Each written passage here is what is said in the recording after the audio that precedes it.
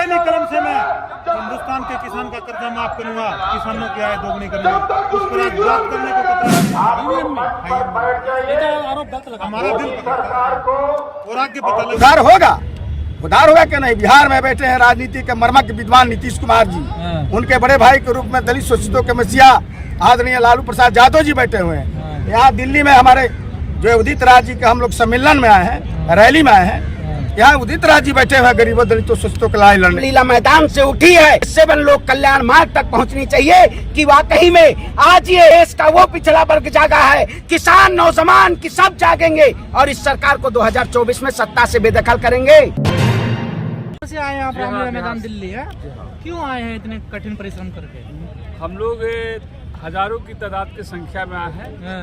संविधान बचाओ रैली का आह्वान हुआ और हम लोग संविधान बचाने हेतु, आरक्षण लागू करने हेतु निजी। तो संविधान बचाने की क्यों जरूरत पड़ गई आपको? संविधानों में जो छेड़छाड़ हो रहा है, हमारे हक अधिकारों का छेड़छाड़ उनको किया। छेड़छाड़ कहाँ हो रहा है? तो संशोधन तो हर सरकारों ने किए हैं। नहीं, संशोधन किया जा रहा है ना, लेकिन उसमें जो है अपर कास्ट से जितने लोग हैं उनको और SC ST OBC माइनॉरिटी के लोगों के साथ सही नहीं हुआ। तो राहुल गांधी भी का बर्खास्त है?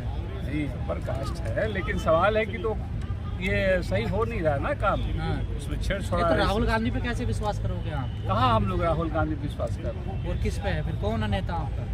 हमारे नेता ये डॉक्टर उदित राज। ये तो उनके राहुल गांधी जी के नीचे काम कर रहे हैं। देखिए, नहीं, काम कर रहे हैं, ठीक है। अभी जो है देखा नहीं अपना मन से तारीफ कर रहे राहुल गांधी की। अभी हम लोग जो है संविधान बचाओ हेतु इसका करना है। नहीं, संविधान तो तभी बचेगा जब सत्ता में आओगे आप लोग। बिल्कुल। तो फिर सत्ता में लाने के लिए क्या कर रहे हो? कौन है आपका नेता? कैसे बचाओगे? कुछ आप लोगों ने बनाया तो होगा ढांचा। हाँ, ढांचा बनाया, बिल्कुल बचाया है। मायावती के बारे में क्या ख्याल है आपका? मायावती भी हमारी नेता है, बहुजन समाज पार्टी जो है। कांग्रेस के कई नेता कह रहे हैं कि बगैर बसपा के हम बीजेपी को नहीं हरा पाएंगे, उनको गठबंधन में लाना जरूरी है।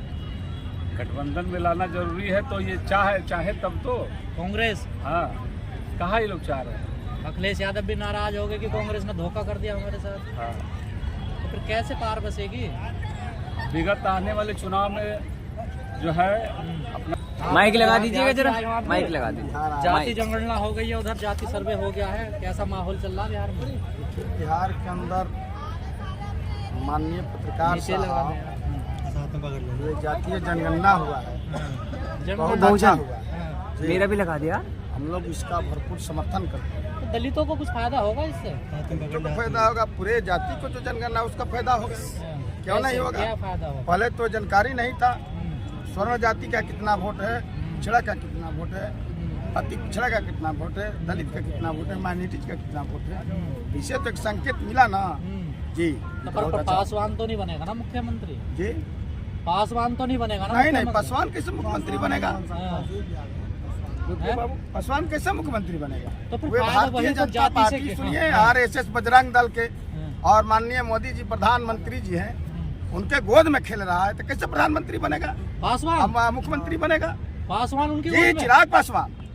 अच्छा, चिराग पासवान के हाँ, तब किस पासवान के बात हनुमान है, उनके दूत हैं। हनुमान होंगे ना, तो हम लोग उनको मान कर नहीं चलते हैं। श्रीमान जी आदरणीय Chirag Paswan ji member of parliament हैं, हम लोग पासवान उनको मानकर नहीं चलते, क्योंकि ये देश के आंदोलन के नेता नहीं है। देश के सुख दुख में किसान मजदूरों के काम नहीं के बारे में क्या ख्याल है? चाचा क्या बात करेंगे? जिस समय दलितों के मसीहा रामविलास पासवान जी थे स्वर्गीय, हम लोगों ने उनको देखा है। मैं उस घर में दिया जलाने चला हूँ जिस घर में सदियों से अंधेरा है। अपना चिराग पासवान को दिया जला रही है जी, अजर क्या दलितों का? क्या बात करते हैं? तो दलितों का उद्धार नहीं होगा? नहीं, दलितों का उद्धार होगा। उधार होगा क्या नहीं। बिहार में बैठे हैं राजनीति के मर्मज्ञ विद्वान नीतीश कुमार जी, उनके बड़े भाई के रूप में दलित शोषितों के मसीहा आदरणीय लालू प्रसाद यादव जी बैठे हुए हैं। यहाँ दिल्ली में हमारे जो उदित राज जी के हम लोग सम्मेलन में आए हैं, रैली में आए हैं। यहाँ उदित राज जी बैठे हुए गरीबों दलितों शोषितों की लड़ाई लड़ने के लिए।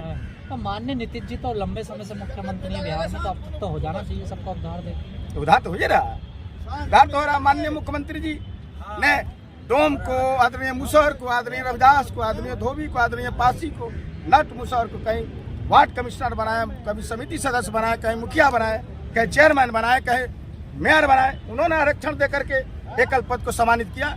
कैसे नीतीश कुमार नहीं किए? इंडिया गठबंधन का क्या नजर आ रहा है आपको? इंडिया गठबंधन देखिए, इंडिया गठबंधन के बारे में हम यही कहना चाहते हैं कि आरएसएस प्रमुख मोहन भागवत जी के इशारे पर चल रहे हैं, ये बजरंग दल शिवसेना के इशारे पर चल रहे हैं, ये सब नहीं चलेगा। आदरणीय देश के प्रधानमंत्री नरेंद्र मोदी जी, यूपीए है जो महागठबंधन है, जो में भारतीय जनता पार्टी का सुपड़ा साफ हो रहा है, मोदियाबिंद हो गया है क्या आपको? हाँ, देश के प्रधानमंत्री मोदियाबिंद हो गया लग रहा है आपको, दिखाई दे रहा है इस देश में मतलब हमेशा भारतीय जनता पार्टी सत्ता में रहेगी। अरे 5 राज्यों का जो विधानसभा चुनाव है उसमें पूर्ण रूप से भारतीय जनता पार्टी हार रही है, और आने वाला जो 2024 का लोकसभा चुनाव है उसमें भी इस देश की जनता और ये जनता का जनादेश भारतीय जनता पार्टी को सत्ता से बेदखल करने सपना देख रही है क्या कांग्रेस? अरे क्या मतलब, क्या हम सपना देख रहे हैं? क्या सपना चौधरी का डांस चल रहा है? बताइए, प्रधानमंत्री आज डरे हुए हैं कि आज का तमाम वो गरीब तबका, तमाम वो समाज एक साथ होके और खड़ा होके राहुल गांधी को समर्थन देने का काम कर रहा है, लेकिन भारतीय जनता पार्टी को इसी से डर है। भीड़ से जिस तरीके से पेंशन स्कीम की बर्खास्तगी को लेकर लोगों ने इसी रामलीला मैदान पे इस सरकार को पूर्ण रूप से चुनौती देने का काम किया था, उसी सरकार को आज ये संविधान बचाओ महारैली ने ये चुनौती देने का काम किया है कि आपकी तानाशाही, आपकी गुंडागर्दी इस देश की जनता के ऊपर नहीं चलेगी। जनता का जनादेश आपको सत्ता से। और बहनों, हमारे को 5 साल के लिए मौका दे दो।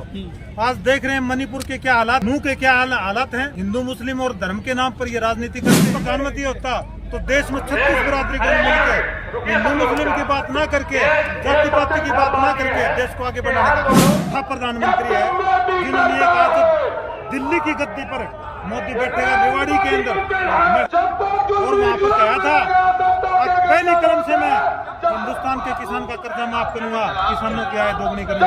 उस पर आज बात करने को हमारा दिल पकड़ता और आगे पता लगा संसद में डाल दी, पूरा विश्व विरोध कर रहा और इनका भी विरोध पूरा देश कर रहा। अभी कमलनाथ जी वहाँ पे आप देखिए, मध्य प्रदेश, छत्तीसगढ़, तेलंगाना और राजस्थान में बीजेपी के विधायकों को जो प्रत्याशी चुने गए हैं, जनता खदेड़ रही है। गाँव मोहल्ले में नहीं घुस रहे थे। ये मूल रूप से संविधान बचाओ रैली बहुत ही सफल हुई है। मैं इसकी भूर प्रशंसा करूँ। संविधान खतरे में डाला है तो हिंदू खतरे में कैसे?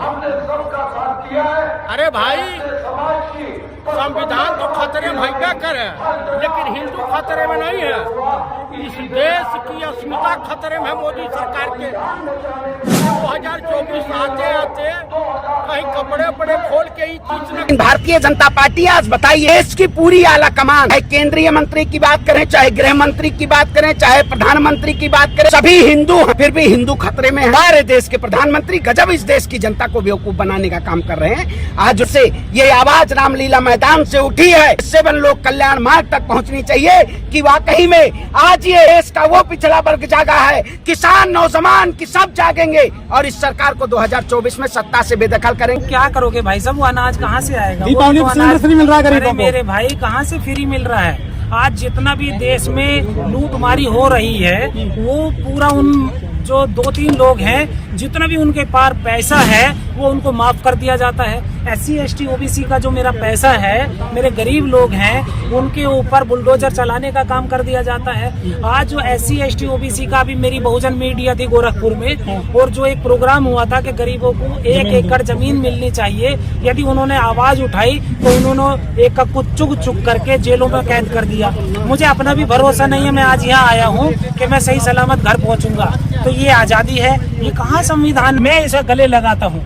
ये मेरा अधिकार है, ये मेरी इंसानियत है, ये मेरी मानवता है। लेकिन बाबा भीमराव अम्बेडकर के जो नियम सिद्धांत हैं, कुछ लोगों ने, हमारे बहुजन के समाज के लोगों ने ताक पर रख दिया, और हमारे जो संविधान है उसको धूमिल करने का काम और कोई नहीं कर रहा है। अरे मनुवाद कितने हैं? 132, आज 131, 150, 200 या 100। आज वो इस्तीफा दे दो सरकार से, जितने भी